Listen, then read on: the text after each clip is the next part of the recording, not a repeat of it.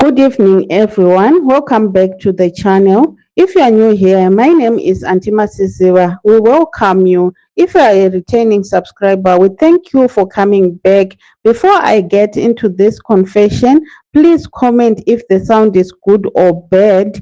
Now, this confession is written in English. I couldn't find time to translate it in Shona, so I'll just read it as it is. It says, "Hi, Auntie Mercy, please post for me. Hide my identity. I was 25 years old when everything changed. I had just moved to the UK 2 years earlier on a student visa.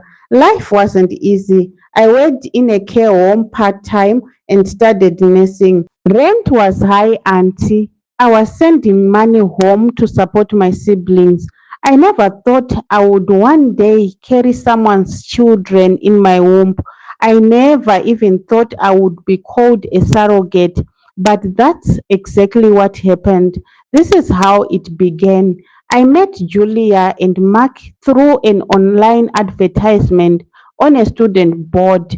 They were a couple in their 40s who said they had tried to have children for over 10 years but failed. Julia had health problems and couldn't carry a pregnancy. They were looking for a woman of African descent to be a surrogate. They said it was for a more personal connection. I didn't understand what they meant by that, but I needed the money badly until they offered to pay my rent for a year, cover all my medical bills, and give me 12,000 euros after birth. It was more money than I had ever seen. I was scared, of course, but I went through the legal process. Well, that's what they said, that it's a legal process. There were no lawyers, just a private clinic, some contracts that I barely understood, and a soft spoken woman named Dr. Lynn who told me everything would be safe, easy, and private. They used Mark's sperm and a donor egg.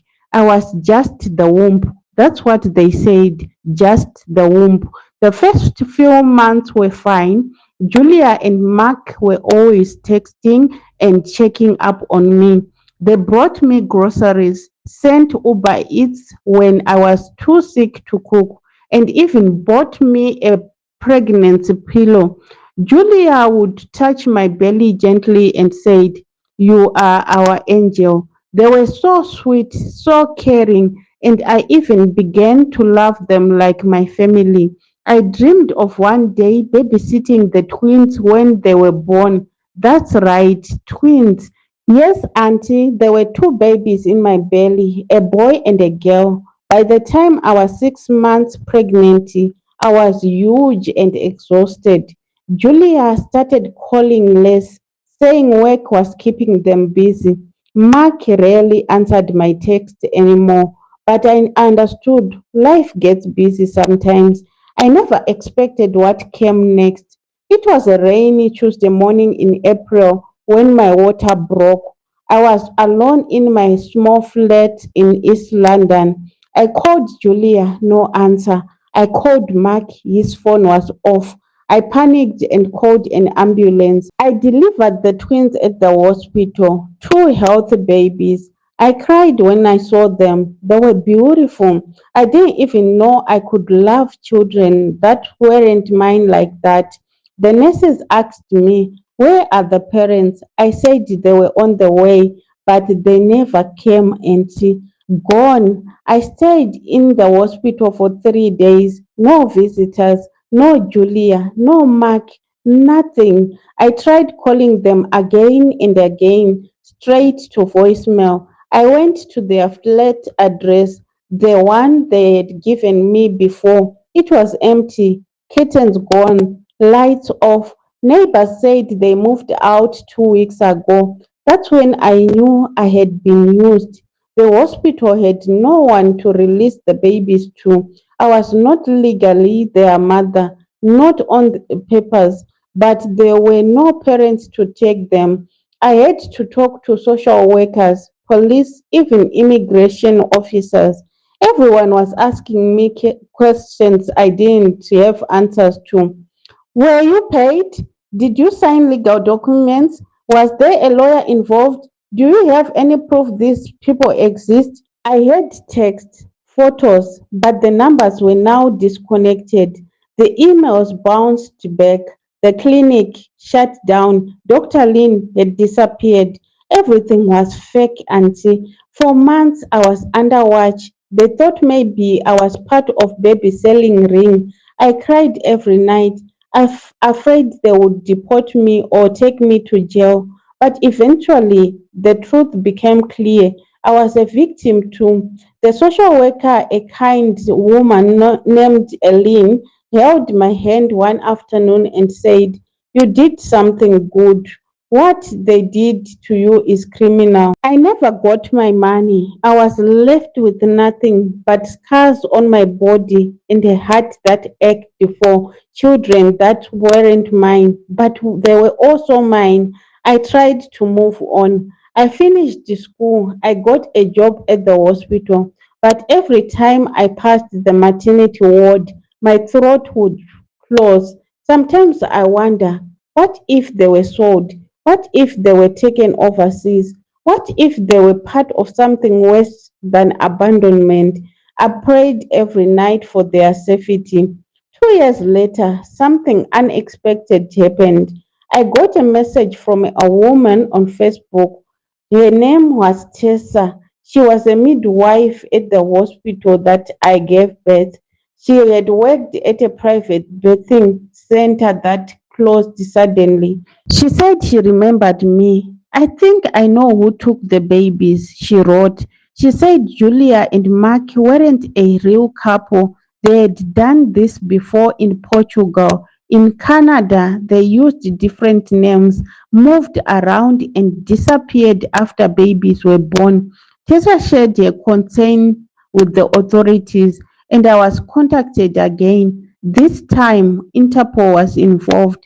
The twins were found not in England, in Dubai, with a wealthy woman who claimed she had adopted them from the UK.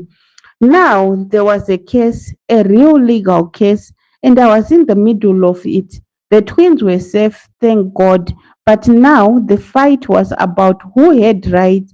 I wasn't the biological mother. I wasn't listed anyway, but I was the birth mother, the woman who carried them, birthed them, cried over them. The Dubai woman refused to give them up. She had paid for them like property.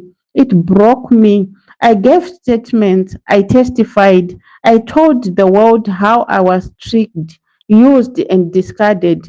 Media outlets ran stories. African students used in international baby scam. It hurts me to see the headlines like that.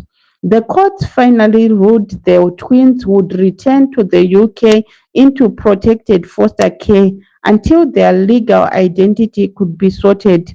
I was allowed supervised visits just once a month. They were almost 3 years when I saw them again. A boy and a girl, so beautiful, so curious. They looked at me with wide eyes but didn't recognize me. How could they? Still, when I held the little girl, she laid her head on my chest and sighed, like she remembered something, maybe a heartbeat. I don't know what the future holds. The children are still under social care. I visit when I can. I bring them small gifts. I'm just auntie. That's what they call me. Sometimes I wonder why God let me go through this. Why people can be so cruel. Why babies can be bought and sold. But I also know this. My body gave life. My heart held on.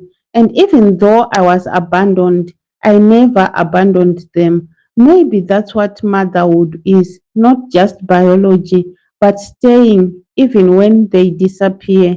This is my story, Auntie. That's what happened to me. When you post, please notify me. Thank you for being here. If you haven't subscribed yet, please do so. Turn on the notification button as well.